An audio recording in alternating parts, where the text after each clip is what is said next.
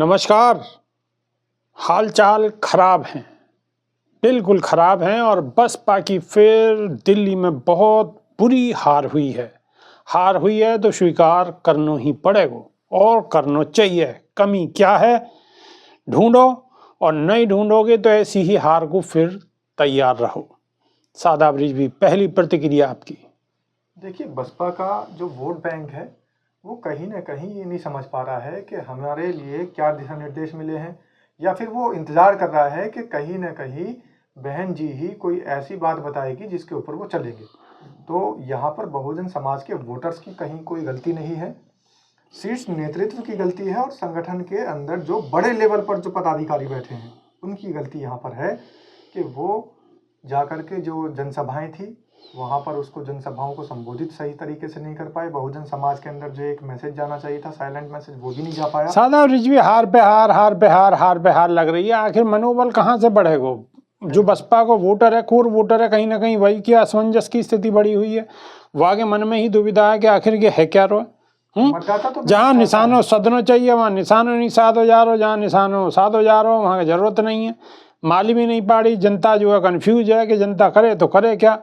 जो बहुजन समाज के लोग हैं वही बट गए हैं, समझ में कछु नहीं आ रही कि भाई आखिर क्या चलनो है, जानो है, दिल्ली पहुंच रहे हैं, कलकत्ता समझते बाहर है। सगरी सगरी बात नहीं आ पा रही है क्योंकि पार्टी नीति की तरफ से कोई सही दिशा निर्देश नहीं मिल पा रहा है, और साथ ही जो लोग भारतीय जनता पार्टी के कट्टर पूर्व विरोधी हैं उनको भारतीय जनता पार्टी को वोट करना पड़ रहा है, जबकि ये जो लड़ाई थी अस्मिता की लड़ाई होनी चाहिए थी। अब बताओ, बाबा साहब की बदनामी करी, बाबा साहब को अपमान करो, उनको बिल्कुल ताज बैठ मिल गो, उनके सिर पे ताज कस गो। बताओ याद है ज्यादा बुरी बात क्या है सके? बहुत ही वाहियात और फर्जी बात है, लेकिन क्या है तो है। बिल्कुल। अब वो ऐसे जबरदस्ती तो बने ना है, हेरा फेरी हुई भी होगी। अब यूँ थोड़ी कही जा सकेगा जी बिल्कुल सब ईवीएम ही गड़बड़ है, भाई ईवीएम की वजह से जीत गए।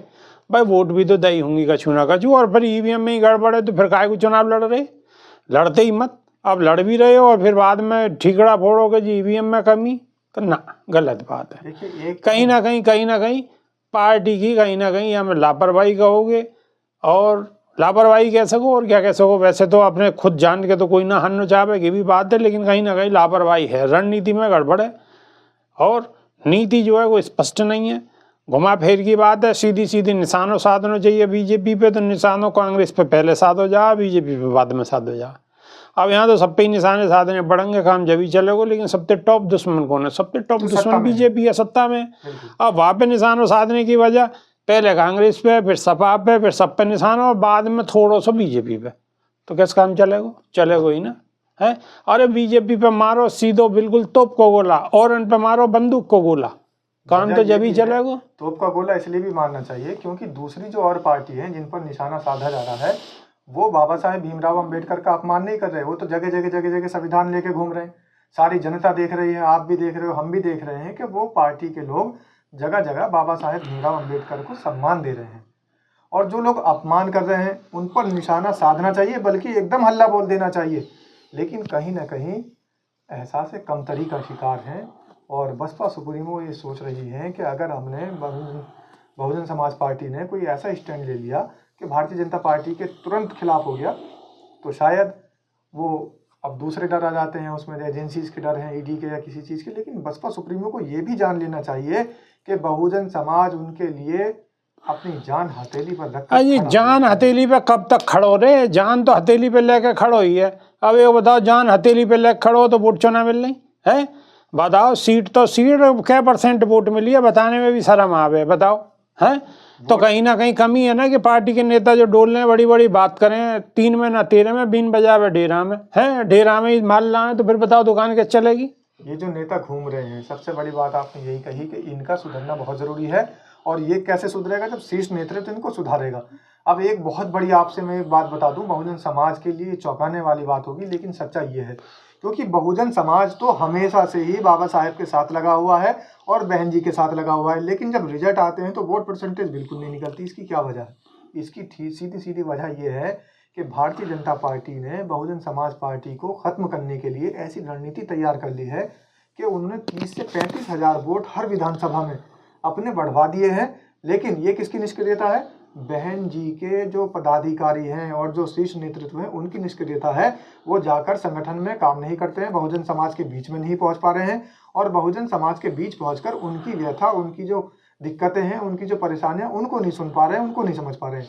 बल्कि वोटर और बहुजन समाज का हर मतदाता साफ तौर पर कह रहा है कि हर जगह बहुजन समाज के साथ अनदेखी हो रही है। लेकिन उनकी अनदेखी का एक भी ट्वीट आप बता दीजिए कहाँ है? ट्वीट आता है तो वो भी संस्कृत जैसी भाषा में आता है। तो ये कई सारी वजह हैं ऐसी जिससे कि शीर्ष नेतृत्व बहुजन समाज पार्टी का आम वोटर से और बहुजन समाज अच्छा, हमारे समय में तो एक और बात ना आवे, अरे बहुजन समाज के लोग बहुत ज़्यादा पढ़े लिखे काबिल नहीं हैं, कम पढ़े लिखे लोग हैं। अब कम पढ़े लिखे लोग हैं, उन्हें तो बिल्कुल सरल भाषा में भेजो। अब पता ना कि ट्वीट लिखने वाले कौन लोग हैं, संस्कृत में ऐसे लिखेंगे जैसे बहुत पढ़े लिखे शुद्ध हिंदी। अरे बढ़िया वारी लिखो ना, खूब लंबी चौड़ी लिखो और बिल्कुल सादा भाषा में लिखो जो बिल्कुल समझ में आवे लोगों को, है घुमा घुमा के लिखो जा। बिल्कुल ये भी कहा गया कि इनको पश्चाताप करना चाहिए। अरे पश्चाताप नहीं, ये कहो कि इनको फांसी लगनी चाहिए और इनको इस्तीफा दे देना चाहिए गृह मंत्री से, ऐसे बोलो, ऐसे लिखना चाहिए उसके अंदर। क्योंकि बाबा साहेब के अपमान करने वाले आदमी को पश्चाताप नहीं करना चाहिए, उसको सजा मिलनी चाहिए।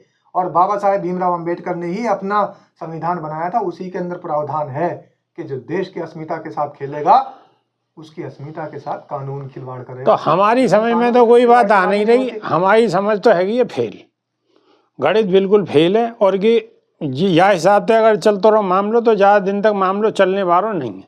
या में सुधार की तुरंत ही जरूरत है। अब यूँ मत कहियो कि जी इलेक्शन आवेगो जब सुधार होगा ना, इलेक्शन जब आवेगो तो फिर तो हार मिलेगी। सुधार की आज से ही जरूरत है। अगर आज से सुधार नहीं होगा तो मामलो बिल्कुल खत्म है, भैंस बिल्कुल पानी में चली गई, मान लो।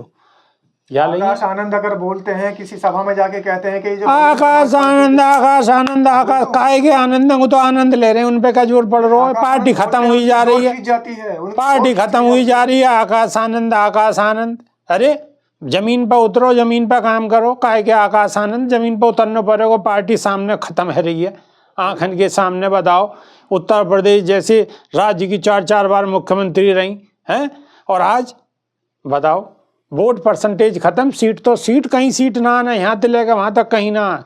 देश की दूसरे नंबर की, तीसरे नंबर की पार्टी, और आज 3 सीट भी ना आ गई। मान्यवर कांशीराम जैसा स्ट्रगल करना पड़ेगा। जैसे उन्होंने सहा, उन्होंने जो थे जूते भी बजाए हैं। और मैं बता दूं, आप चाहे गूगल करके देख लेना, इस देश के जो इस समय बहुत बड़े पत्रकार हैं आशुतोष, उन पर थप्पड़ बजाने का काम किया था मान्यवर कांशीराम ने। क्योंकि जो आदमी जिस तरीके का आपके साथ में बिहेव करेगा, आपके साथ व्यवहार करेगा, उसको उसी की भाषा में जवाब भी देना पड़ेगा। ऐसे ही आशुतोष ने उस समय में जो वो घटना है वो मैं बता रहा हूँ आपको कि मान्यवर कांशीराम बैठे हुए थे और ये उनका इंटरव्यू साक्षात्कार करने के लिए गए थे। लेकिन उन्होंने कुछ ऐसे अपशब्दों का इस्तेमाल करते हुए आशुतोष को सुन लिया। मान्यवर कांशीराम आए, गिरबान पकड़ के 4 थप्पड़ जड़े, और जो पत्रकारों की मंडली थी वो कैमरे लेकर डोलती रही, घूमती रही कि किस तरीके का आप व्यवहार कर रहे हैं। तो मान्यवर कांशीराम ने कहा कि व्यवहार इस तरीके का किया है जैसा हमारे साथ हुआ है। हालांकि ईंट का जवाब पत्थर से। हालांकि दिल्ली में तो हम पहले ही मान रहे कि बहुत बढ़िया स्थिति तो नहीं है, लेकिन फिर भी क्या उम्मीद है कि अच्छी स्थिति होगी। लेकिन यहाँ अच्छी स्थिति बार इनके भी बैंड बाजे बज गए, उनकी भी लंका लुट गई है, वो भी खत्म है गए। और अब देखने वाली बात ये होगी कि जमुना को पानी कितना शुद्ध, कितनी जल्दी है रो।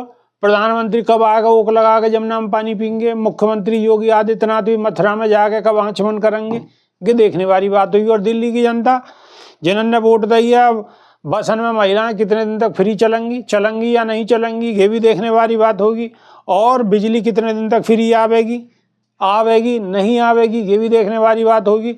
और जितने बीजेपी ने वादे करें इतने बड़े बड़े, और खुशी की लहर जो दिल्ली की जनता में दौड़ रही, उनकी खुशी की जो लहर है वो कब तक बरकरार रहेगी, ये भी देखने वाली बात होगी। या ये सगरी बात ढाक पे 3 पात साबित होगी, ये भी देखने वाली बात होगी। तो इंतजार करो कब तक, ज़्यादा दिन की जरूरत ना, बहुत जल्दी फैसला आ जाओ। 2-4-6 महीना में, 4-6 महीना आते ही लोग कहने लगेंगे कि हाय लुट गए, हाय पिट गए, हाय मिट गए, खत्म है गए, या फिर बाहर आ गई। 2 ही बात होंगी। थोड़ा सा इंतजार करो, पता पड़ जाएगी। लेकिन वादे पहले बीएसपी को सीख लेने की सख्त आवश्यकता है, बहन जी को फैसला लेने की आवश्यकता है, वरना दर्द बहुत बड़ों मिलेगा। और ये भी जो बात आप कह रहे हैं ना विपिन बेबाक, ये मैं दर्शकों से बताना चाह रहा हूँ अपने बहुजन समाज के साथियों से, ये बात भी इसलिए की जा रही है कि बहुजन समाज हर जगह है, चाहे वो दिल्ली प्रदेश हो, चाहे कोई भी प्रदेश हो इस देश का, बहुजन समाज सब जगह है। और बहुजन समाज की जितनी परसेंटेज थी और वोटिंग परसेंटेज की आप अगर मिलान करें तो आंकड़े जो आए हैं वो निराशाजनक हैं। लेकिन इसमें गलती वोटर्स की बिल्कुल नहीं है, शीर्ष नेतृत्व की गलती है और उनको स्वीकार करनी चाहिए।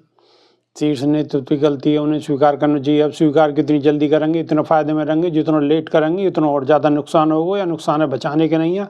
बहुजन समाज को भी आंखें खोलनी होगी और बसपा नेतृत्व को भी बिल्कुल मजबूती के साथ कड़े फैसला लेने होंगे, वरना देर रह जाएगी। और एक बार अगर देर रह गई तो पता न कितनी पीढ़ी को ये चीज़ और झेलनी पड़ेगी। तो अभी के नहीं सिर्फ इतना ही, नई वीडियो में बहुत जल्दी फिर रूबरू होंगे। जब तक के नहीं बिल्कुल देसी देख, बिगर ब्रेक, बगैर लाग लपेट, बगैर लाग लपेट, बगैर लाग लपेट, बिल्कुल देसी अंदाज में। बहुत बहुत धन्यवाद, नमस्कार। जय भीम, जय संविधान।